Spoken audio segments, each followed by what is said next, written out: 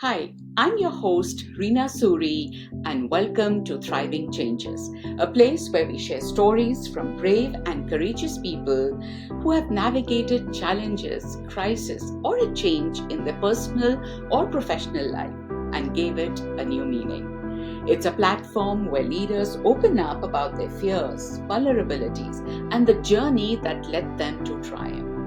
Our hope is to inspire and motivate others to take their first step towards thriving changes.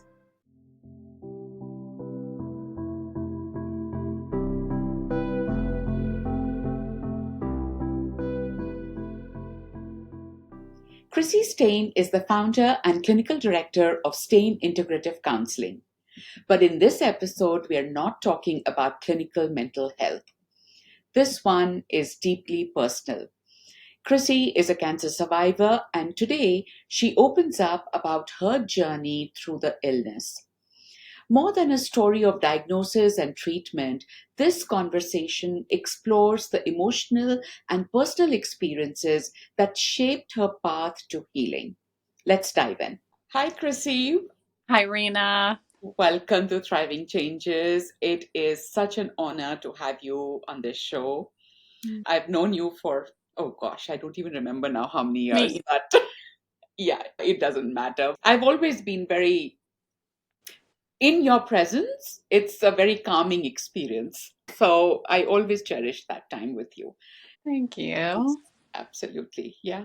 Thank No, you for having me. I'm so excited to be a part of all of the phenomenal people you've already interviewed, and I'm honored. Thank you. oh, thank you so much. It's been a journey and I'm so grateful. People just came alongside me as I started. I know that one of my guests, Josh Hatter, he's a successful businessman, and yes, time is precious for him, but he just offered. He said, we'll do this. He was my first guest, and he said, Oh, we'll cool. do this as many times as it takes for you to get it right.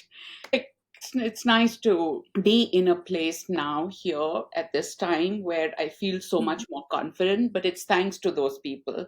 And you've played an important role in my journey throughout. So I remember the times back at Willow when we used to sit and talk, and I was back in school. And how many sessions can you say? Ah, that's funny. That what I was doing, why I was going back to school, what my plans are, and just having that space to share, to download, to process it. Thank you for being That's- part of my journey throughout. Yeah, no, it's been really fun being in your orbit and watching you come up with ideas that are big ideas and then actually be someone who follows through on those ideas. That's something I admire greatly about you. And this podcast is one of those things. So it's wild. I'm like, you had this idea and you actually did it. You figured out how. And I know lots of people helped you, but you're so willing to explore, support, and just learn and admit what you don't know. And I think that's what takes you so far. Thank you. Yeah, there was a learning curve for me to figure it out. And I'm not really a tech person. So it was a bigger challenge for me, I guess. Anyway, so today's episode, I know that you are a mental health therapist and it's been a 20 plus year journey of you being in this space. But this episode is not about mental health. It is in some ways, Yes. but it goes, I think, far deeper. It's more personal. It's about your cancer journey. And you were diagnosed at a pretty young age. And so, walk us through what life was prior to that diagnosis. How old were you? What was the diagnosis? And just what you were going through. Yeah. I was 34 years old, and I think that's how old I was. Pretty That's sure. okay. So, really, my before diagnosis, Chrissy was someone who was very disconnected from her body. Mhm. And then I get diagnosed with cancer at 34 in the prime of life when I'm trying to have a family. And thought I had worked through like the challenging 20s and really just figuring out who I am and all of that. And then now building this like life, and cancer strikes, stopping me in my tracks and really forcing me to pay more attention to my body, which I'll get more into as we progress here. But I would say overall, It's a story of being disconnected from my body, being grateful that I had a diagnosis that was very treatable and that I'm here today, and learning a lot, so much so that I can appreciate many lessons learned from the experience and happy to share them with other people. Yeah, thank you for being that vulnerable and open about it, because no matter what the stage is, I mean, you were very lucky to have been diagnosed at a stage where it was very treatable. It looked very promising. Yeah. But regardless of whatever stage you're diagnosed at, I think the word itself, when somebody says cancer, it can be very debilitating. I think it's scary. It's scary. It was so scary. Yeah, it was very scary. Yeah. How long had you been married by then? At that, Probably about 4 years. I think I was about 30 when we got married. so you're at this stage where you're now thinking about a family, thinking about Yeah. buying a home, and then what took you to a doctor? What were the early signs that you saw? Yeah. So normally the things that take us to doctors, right? When you've got some kind of physical symptom. And that, again, that's probably the only thing that would have gotten me to pay attention and notice what's going on in my body only when it got to the point that I needed to go to see a doctor.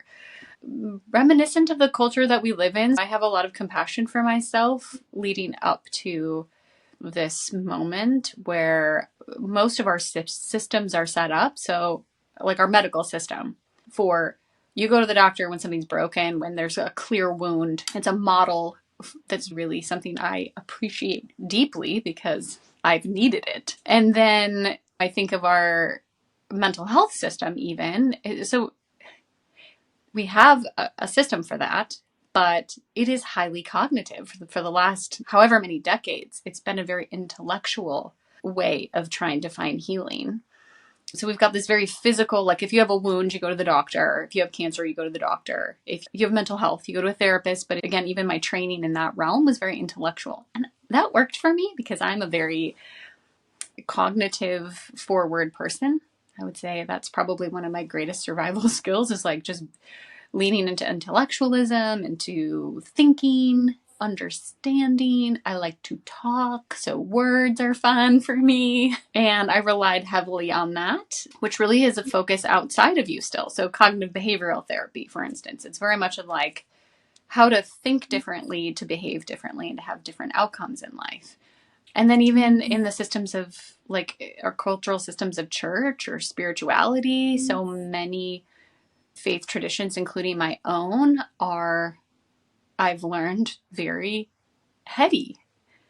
They are something, even though my faith tradition really emphasizes a relationship with God that's personal, it actually was more an idea or an intellectual concept in practice in most of the faith spaces I grew up in and was a part of. Something you did outside of yourself. So that again, that everything, all of my orientation was head first, mind, thoughts, and not really noticing that I have a body. Like from here down was not a thing. And that's just very important to understand what it was like for me when I entered the season of the diagnosis. It was 2013 when I actually, because I'm an intellectual like learner person, I actually was keeping up with the newest kind of evolution of my field.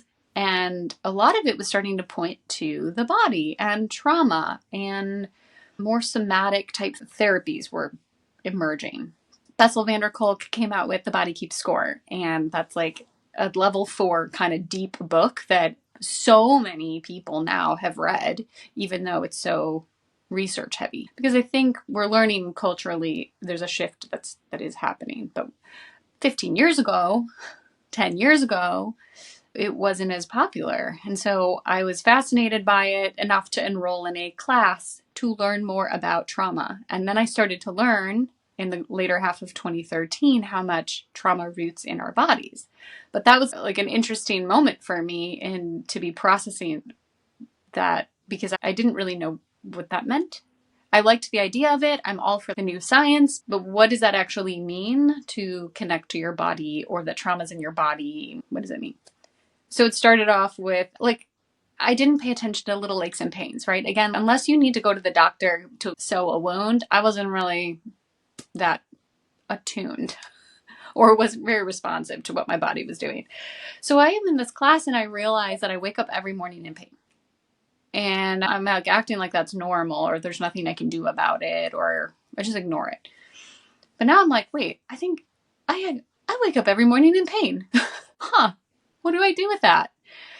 I got a new mattress. Never had occurred to me until I started taking this class and really just began a little bit of curiosity about what's going on in my body. I felt like, this is so great. Look at me. I got a mattress. Like, big aha awakening. But then 2014, January 1st, I had appendicitis. So I'm like in the ER, getting that fixed, getting surgery suddenly. You go from being at a party to being at the ER. It's no fun. And it actually ended up being very like metaphorical to the rest of 2014, that the very first day of the year I was in the hospital and my body was talking. And that led to finding out that I had PCOS, some ovary challenges. So after I recovered from appendicitis, I went into looking into that, which explained the infertility struggles my husband and I had been having. So I found a nutritionist who kind of aligned with my values, who happened to be my sister. And she gave me like a diet to try to attend to my body differently.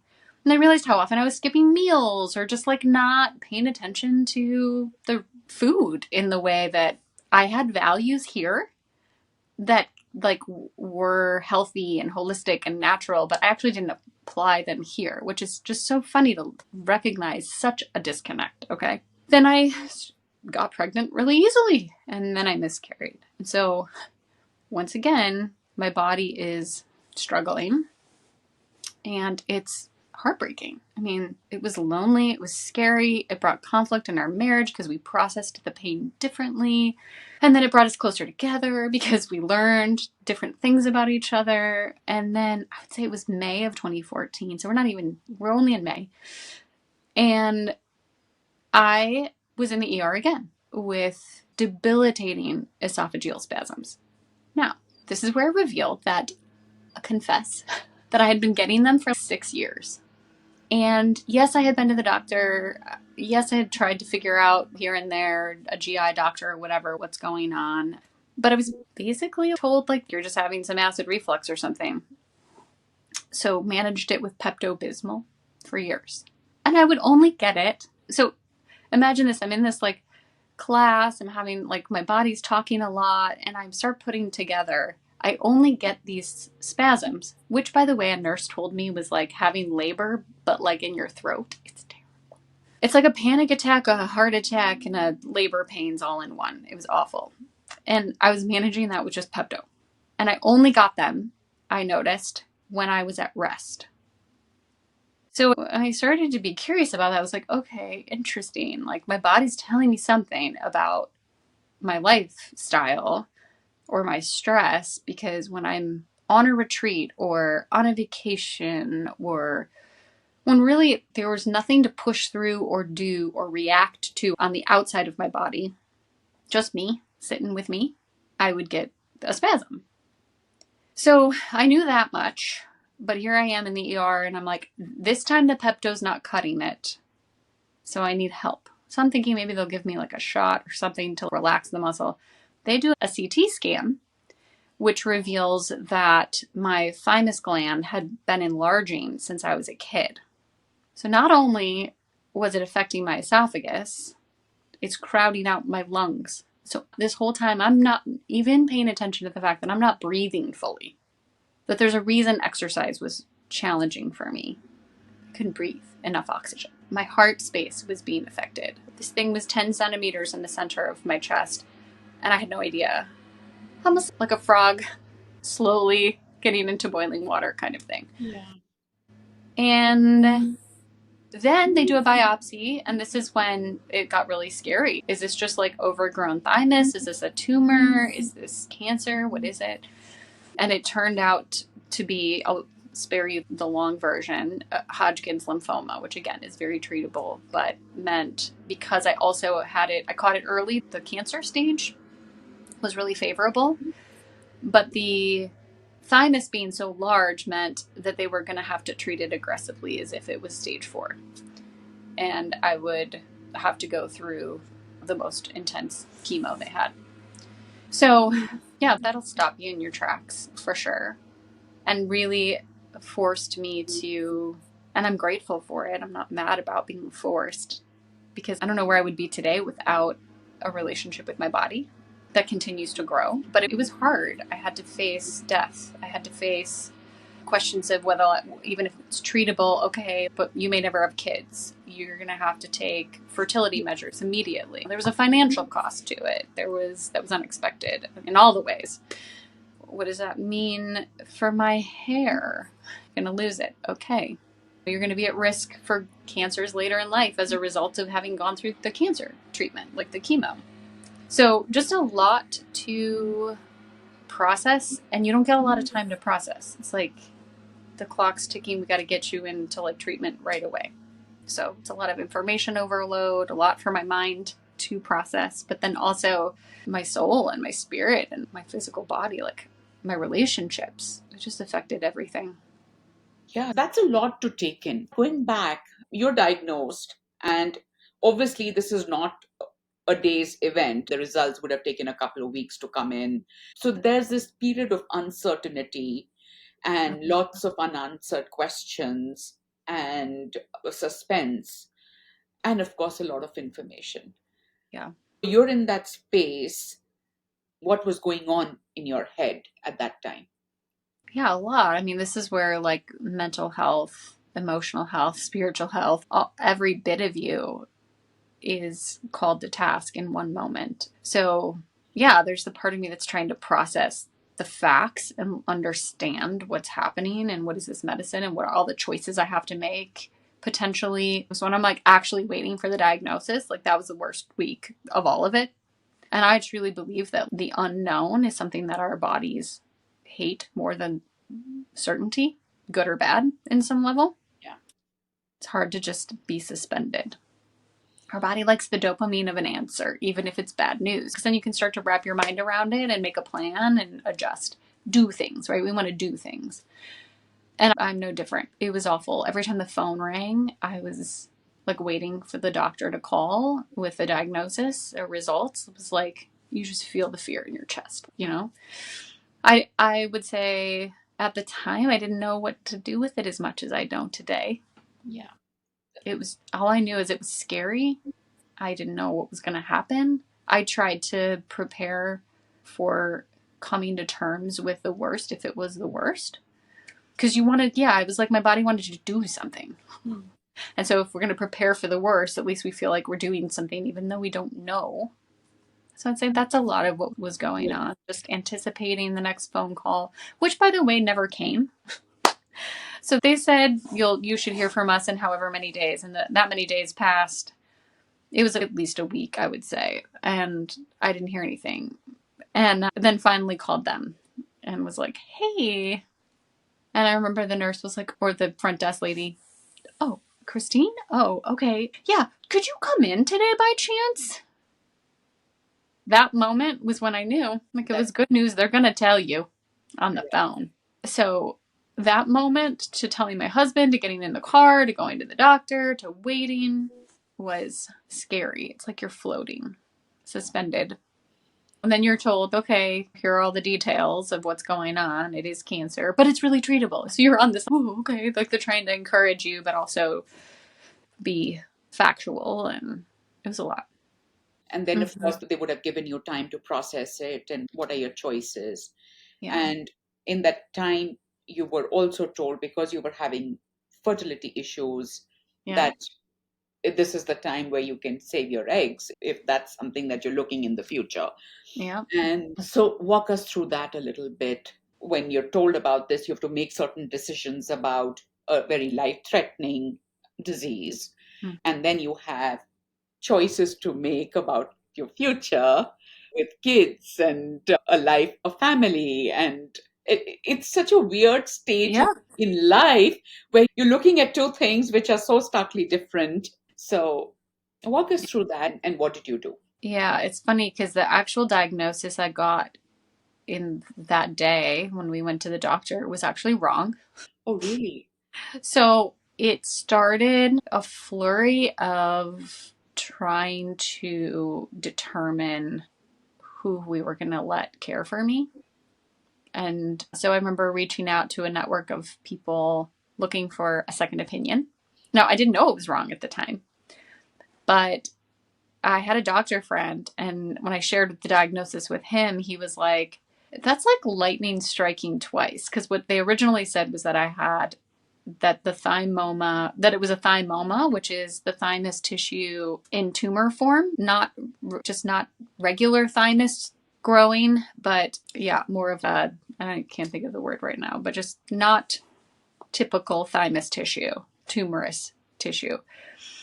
And so they said it was that and Hodgkin's lymphoma at the same time present. And it was like, that sounds a little wild if that's true. And I was like, okay, like, how would I know that? So I started looking for second opinions, got a friend who's on the board at Northwestern to like get me in with somebody there. And that was really comforting because he was like, this doctor that you're already slotted to see is fantastic. University of Chicago. That doctor had a plan to have my biopsy reassessed by the guy who literally writes the textbooks on biopsy reading on pathology at the University of Chicago. I was like, okay, that makes sense. That would be like a pretty awesome move for the doctor, the hematologist, oncologist I was going to be working with to do. And he's have him do that. I would see that guy. He's great. If you end up needing surgery, if it was a thymoma, I was going to have like open heart surgery. Come here. Don't do that in the suburbs. I was like, okay, yes, sir. So that was really just, it's just like one decision after another. And so that was trying to figure that out. And then the slides came back that it was just regular thymus. They were pretty sure that the chemo would shrink it as well as just get rid of the cancer and that I wouldn't need surgery, but we wouldn't know until we were at the end of the journey of chemo. And then it was a matter of, okay, you need to go see a pulmonologist and a cardiologist and a fertility specialist, and then you need a bone marrow sample, and it was like all of this overlapping every week, every day there was something going on. And yeah, to find out, okay, so I was already feeling stressed out about being 34 and not pregnant yet. And now I wasn't allowed to get pregnant for years. Like after, they said at least a year post chemo, maybe two, before I'd be cleared to get pregnant. So we're looking at already having fertility issues, aging ovaries, and body by the time I would be allowed to start having kids. It was wild. So we went ahead and we made the decision to freeze embryos, and I'm so glad we did. But the decisions involved in that, you have to make like right now, like here are the papers, and make your decisions about what to do in the case of divorce. What are you going to do with these embryos in the case of one of you dies? What are you going to, I'm like, oh my gosh, like all of this is coming with cancer. What are you going to do with your frozen embryos? Just so many wild questions and decisions, rapid fire. It was a flurry. So ultimately, your treatment was decided, and Yep. you decided to freeze your embryos Yep. as well. And how much time did that take? Because they obviously can't start the treatment till that process is not cleared. Yep. And they put a timeline on it. They're like, we're not going to give you more than, I swear they said 2 weeks to harvest eggs, which now I'm like, how did the cycles all work out so perfectly? I don't know. They just make it happen somehow. I just do what I'm told. And they only delayed treatment about 2 weeks. Oh, wow. So a lot of the stuff I just shared all happened within a 2 week period of time, from the doctor's visits to test that my body could handle the chemo and get baselines, and all the way to freezing embryos was like, So I wow. thought that it was freezing eggs. So embryos mean that they actually They've been fertilized. Mm-hmm. fertilized. So that also takes time, or does it happen instantly? I didn't know that it happened Yeah, instantly. no, they got to first get my body to release the eggs so they can put me under slightly to take out eggs. Then they have to put them, it's actually interesting. They did half of them in a petri dish to have the process happened more naturally of fertilization. And then the others, they injected and created embryos manually. And then they watched which ones grew the best. Okay. So I ended up with 6, I believe. Yeah. Oh, wow. Okay. That were viable and grew enough over the course of 6 days to be then frozen. Okay. You were going through a lot. It's hardly any time to take on anything else than what you're already dealing with. What was your support system like at that time? Yeah. It was pretty great overall. My faith community had a lot of depth to the circles of people I knew and had a relationship with and who I had access to in that season. And my family's pretty big. So unfortunately my husband's family are all overseas. So that was a challenge and really sad and just hard to be so far from them. But we did have a lot of friends like family, and I had a moment with myself and thought about how wide I wanted the circle to know. Like, how many people do I want to let in? And during the miscarriage, I had let no one in but my husband, right? Like, we were the only ones who knew we were even pregnant at the time. And so when I had the miscarriage, I was completely alone with it. And I learned from that, I don't want to do something like that again, right? I want to have people around me who know what's happening and who are with me and who I can lean on and process with. And so then it was like, okay, who and how big is the circle? And I just felt strongly that I just wanted to be really open with it. And if people weren't interested, they don't have to read my blog. It's fine. And it was a season where I really needed to learn to ask for help. I was hyper independent before that. So disconnected from my body and hyper independent. I'm going to figure it out, do it myself. I couldn't do this myself. I had to ask for money. I had to ask for supplies. I had to ask for meals. I had to ask for help cleaning my house, prayer, a second opinion. Who do you know at Northwestern? I mean, that was a lift for me. That was not natural for me. But sharing and being open felt natural, and it felt like it was going to be the best expression of how I would do something like this, was just to be open about what was happening. So I did. I wrote pretty regularly a blog, and those are pretty common now, Caring Bridge type posts. And it was a source of great encouragement to me, having people write me messages or comment, or it helped me through. Yeah.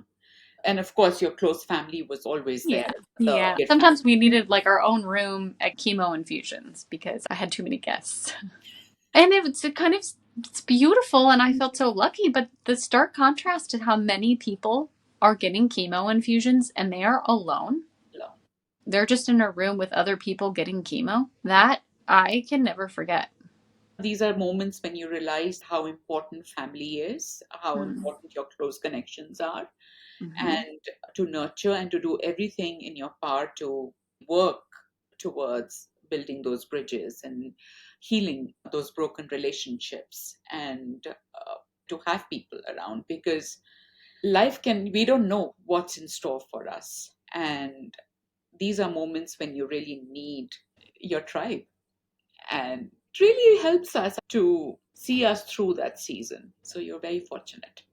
I am. And at the time, the network was probably hundreds of people on some level, ridiculous. And I'm grateful for it, having it at the time. Now I've very intentionally actually made that circle much smaller, just wanting fewer, deeper relationships. I don't think a person needs 100 people to move through difficult times. You just need some people. Some people.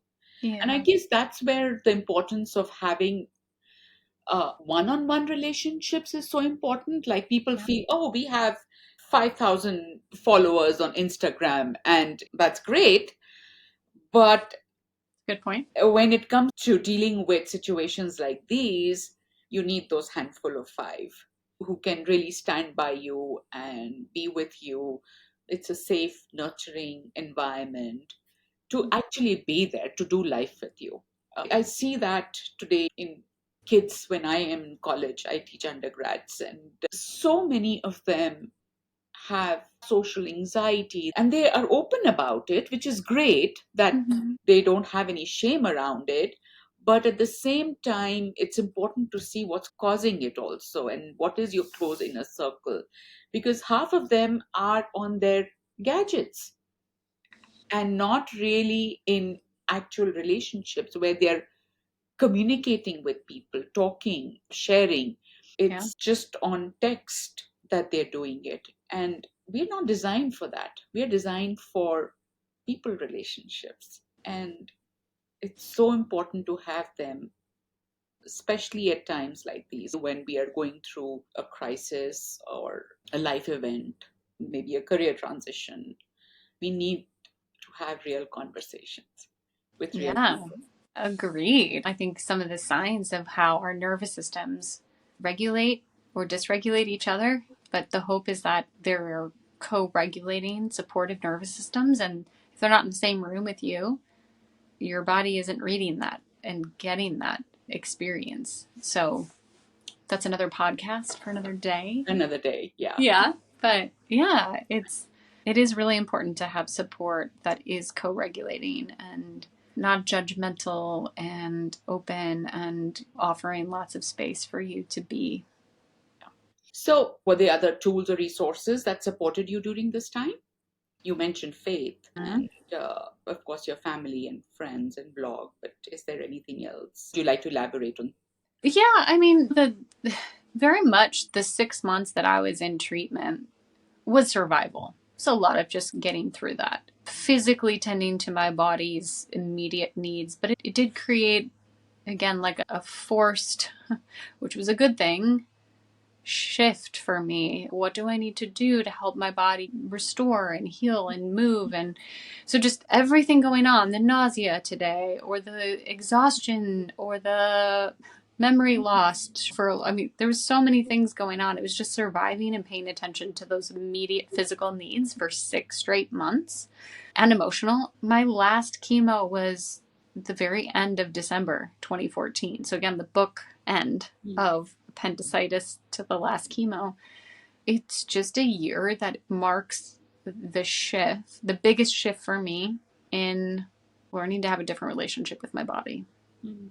And you would think cancer is something you fight, right? And your body's fighting this cancer thing.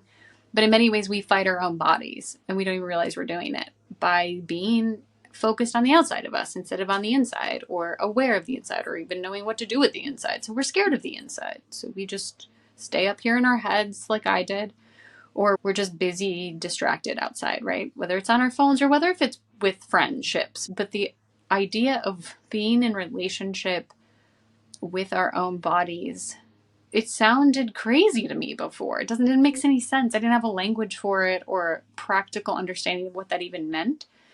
And now, after the survival part was over and I felt safer again and my body could just like restore and reflect and start to process what just happened more fully, I realized that I had a lot to learn still about something I wanted to do better, but I still didn't exactly have the handles on. Then I heard research like 80% of the messaging between the body and the brain comes from the body to the brain, and only 20% goes from the brain to sending messages to the body.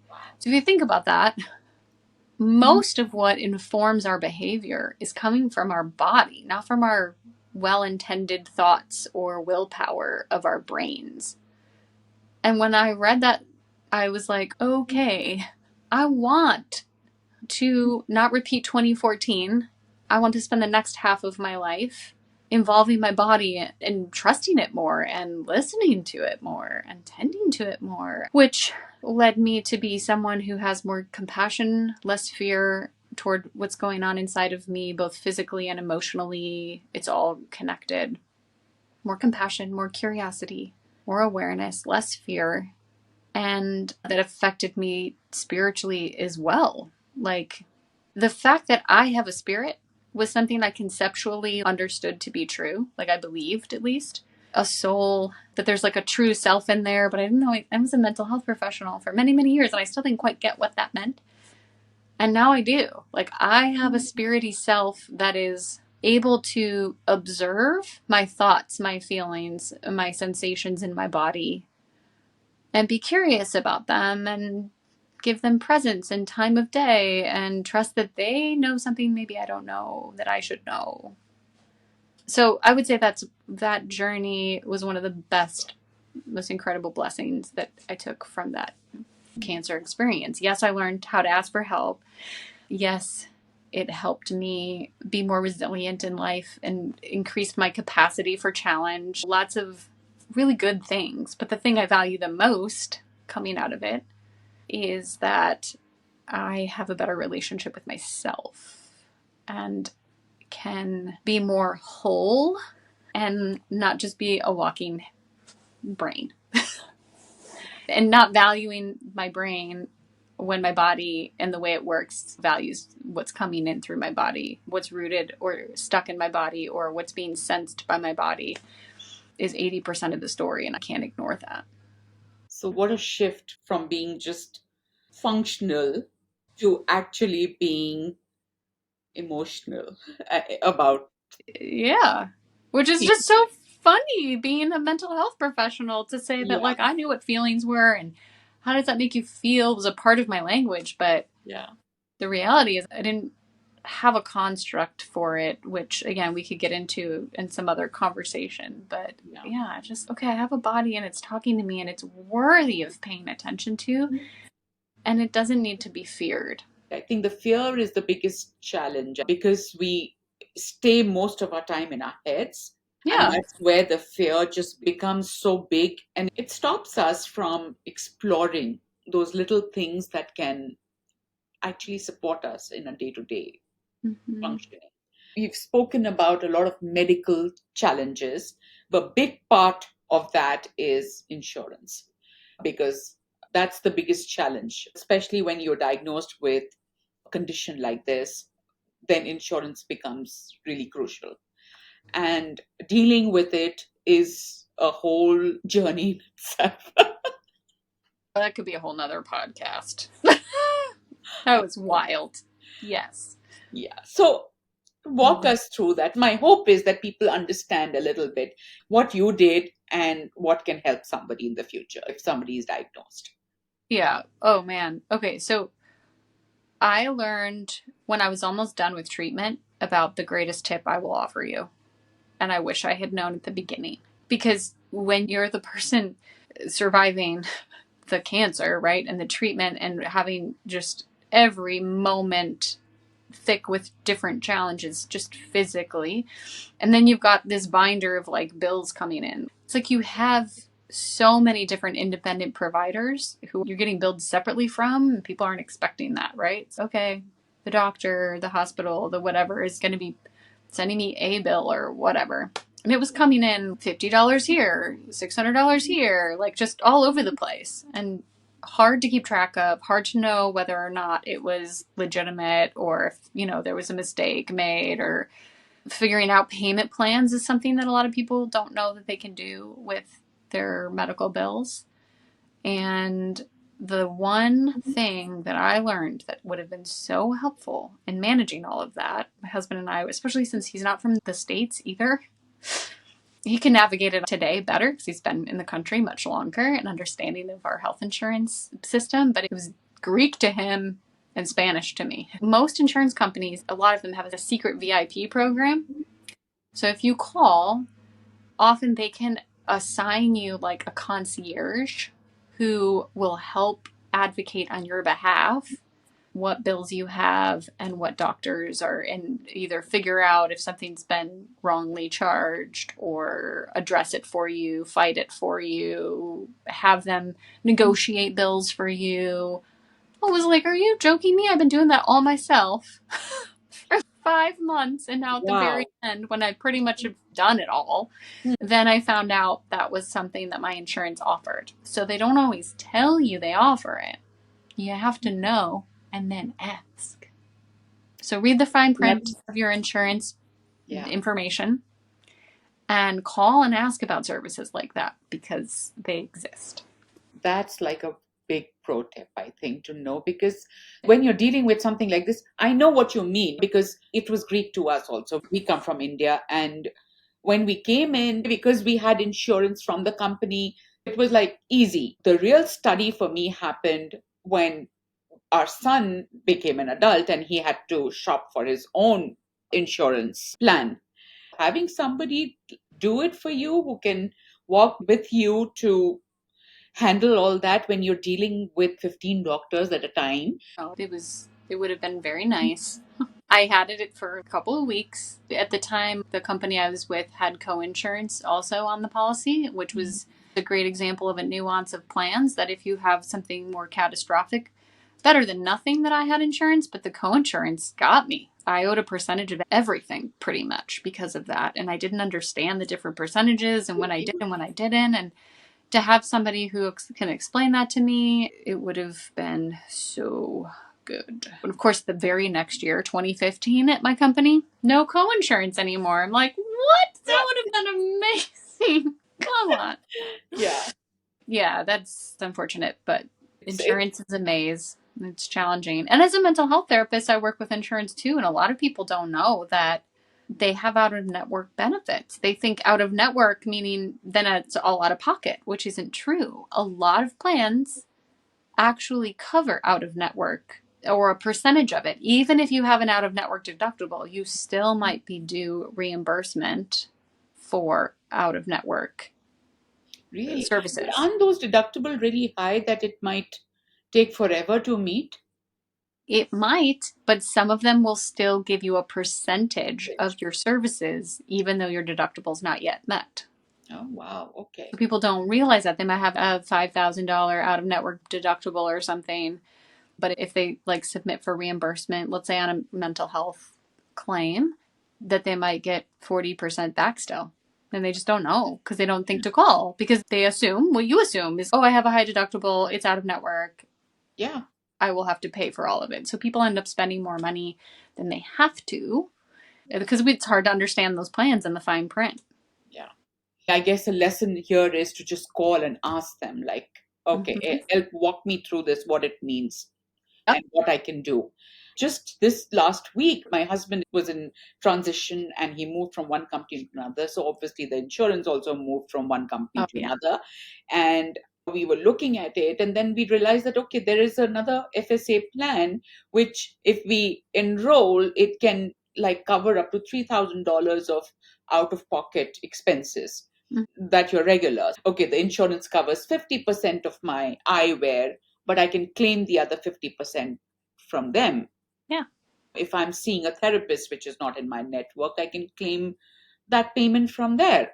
Yep. And so there are so many of these other things, but it's all about calling and asking questions. Absolutely. Yeah, my dentist said, "Oh, we no longer take your insurance." I find now it seems like most dental offices are out of network for everybody, but most plans cover it out of network at 100% anyway.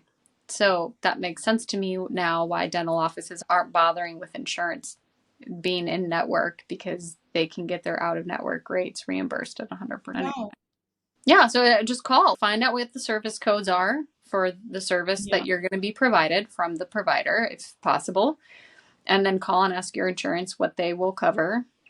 It just struck Mm-hmm. me that ask whoever you're seeing, because they might have a plan that they can offer or a discount that they can offer if your insurance is not covering it. For my dental exam, I went and I saw a brochure there that they had that, oh, if you don't have insurance and if you take this membership with us, then so many of these exams will be free and this much care, whatever. They That's had. so cool. Yeah, yeah, totally. We've had at least 2 clients in the last 2 weeks who have learned that they have out of network benefits that they were not claiming. So we're trying to offer that service and be more vocal to our clients. We even pay for a service now that lets us check your out of network benefits because it just feels really kind to help try to get people their money back that they're paying for that insurance policy. Yeah. It's just So, tricky to navigate. so all they need to do is call the insurance people, right? Yep.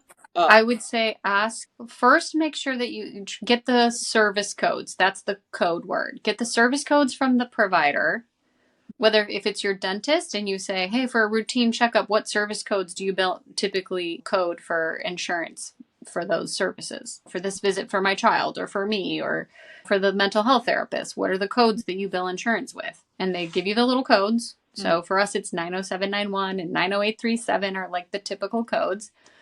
And then you call your insurance and say, hi, I'm out of network with this provider, I understand, but how much am I due to be reimbursed for out of network benefits on these two codes? And they will tell you.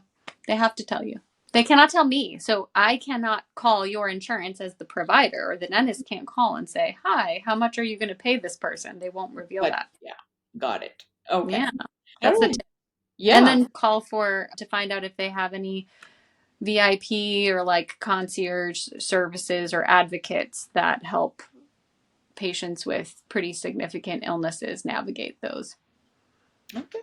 All right. How do you look back at it all? Yeah, I mean, when I look back on it all, sometimes I'm like, that happened. It's like when time has gone by, but I really appreciate you giving me the opportunity to reflect on it again at this point. I think I'm around 11 years now post treatment, and I am tender towards the girl who went through that at 34, and so grateful to be in a place where I can be with that body and pay attention to it and care for it differently and not be afraid of my body as much and embody my body, if that makes sense more. Yeah, I'm passionate about it. Now I'm a trauma therapist who focuses on interventions that highlight what the body is saying and allowing the body to lead the process. And it's so rewarding and it's so much more effective than the cognitive. Now, the cognitive therapies are helpful in a pinch for a short period of time, but when we really work with the body, we can get to the root and heal. And I love it so much. It's a very spiritual experience and physical experience and mental experience all wrapped up. And I think that's the way it's supposed to be. Would you have done anything differently? Yeah, I would have called my insurance and asked for a concierge to help me with the bills. So Yes. glad you. So that one for sure. Gosh, it's so funny. No, I don't think there's anything who I was then could have done differently. If I were me now, sure, it would be different. But yeah. That's actually so beautiful Yeah. because you knew what you knew at that time and Yeah. you did the best that you could. Yeah. And to be compassionate about that it's nice to hear that. Thank you. Yeah. It feels warm inside just getting the opportunity even to reflect on that question. Thank you. Yeah. What's next for you? What's next for me? Strength training tomorrow morning at 6 a.m. because I'm getting older and my body is telling me I need to do that now. So that's our era. I saw a little meme on Instagram that said, in my 20s, I couldn't get hurt. I could do anything and not get hurt, you know? And in my 30s, there were a couple things that I could get hurt doing.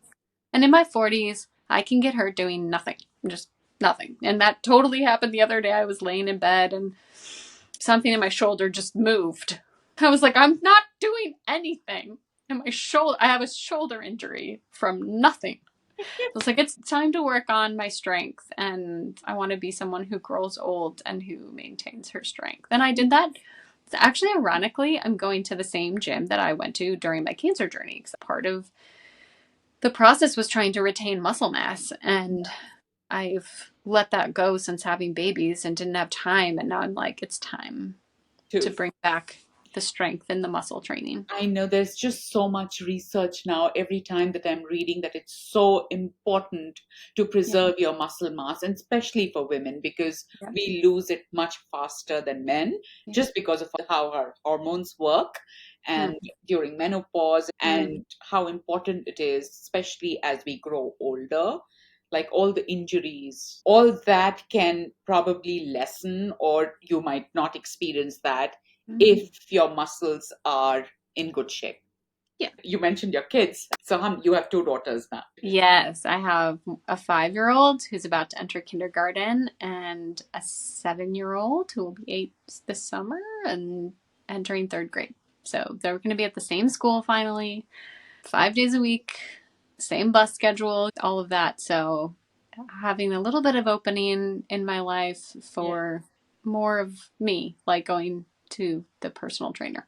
Yeah, no, but that's so cool to Thanks. talk about them, because we've just talked about all the issues, the fertility issues and everything. And here you speaking about motherhood and normal life. Yeah, it's wild. I pinch myself. I feel so incredibly grateful that my story gets to have not just one, but two kids, like any kids at all. I get really tender about that because that's a deep desire of my heart, and I get to live that out and get to know who they are. And they were the first two of the six embryos. The first two took right away, and I'm like, what? How is that possible? That feels like a miracle. That's not normal. It feels like that's wild. And we had four left, and I was like, I don't know if I can't have four more children. I was 40 already. And I was like, we should probably test these embryos just to see what we're working with. And all four of them were wildly unviable. Like each one would have for sure ended in miscarriage. The chromosomes were double and triple and missing, and on all four. I'm like, how on earth are all four of those so unviable? But the first two they grabbed and put in were little girls that go to school and live in my house now that I can hug. Yeah. It's crazy. And I would have loved to have had six kids if I had started much younger in life or had that opportunity. And so we thought, let's try one more. I think my body can eke out one more. I'm 40, really wanted that. And so that was also a grieving process to find out that all four of them were gone, and decided that we felt peace that instead of trying naturally at our age to conceive, that the right thing to do was just to close that chapter. That this was right. We have two kids. We're so grateful. Miscarrying and trying again. And yep. Because again, that's also time. It's money and time. And we just spent all of our, it was like so much money for so long. So the fact that I, in the most efficient way, eked out two babies between 36 and 40 is such a gift. What would you say to somebody who's going through a health crisis? Any advice? I want to say that it's possible not to fear your body, and for this to be an opportunity, no matter the outcome, to be curious about what your body is holding and or telling you, or what it's been through, or even maybe what it's holding or expressing or dealing with prior. There's so much research in ancestral, like epigenetic transmission of trauma and experiences people can have in their bodies that actually are not from their lived experience, like trauma responses. So I think a lot of our physical challenges often stem from trauma responses that come before us that we inherited, and or challenges in our own life experience, but that your body is not to be feared, and that you can build a relationship with it, I think is my greatest advice. That's beautiful. Yeah. And if you're not going through a health challenge, either way, right? Whether you are or you aren't, we all have bodies that have pains and aches or messages or symptoms or headaches, you name it. And to move toward those sensations with compassion and curiosity, maybe, instead of just trying to make them go away or fight them off. It's a shift, I think, because most of the time you have a headache, pop an Advil. You got something going on, get some doctor or chiropractor or somebody to make it go away. We have a very often adversarial, make it go away relationship with our body's messages in our culture. That's really important. All right, Chrissy, thank you so much. I would love to talk a little more about how you handled your treatment and being a mental health therapist, how you integrated it, look at it from that perspective. I know that much of it was survival, but if you could today reflect back and see any correlation between your health crisis and how our bodies function and dive a little deeper into that, I would love to have that conversation with you. And Thank you. I would love to. It's one of the topics I love to talk about the most because I'm very passionate about what I have learned and the kind of relationship I built with my own body, and help and lead others and facilitate others to have as well post that awakening in 2014. Yeah, I look forward to talking to you again. If you found our content valuable, Please like, share, and subscribe and spread the word. I think the best compliment is being referred. That one action of yours can help us reach more and more people and fulfill the mission of thriving changes. Thank you for considering.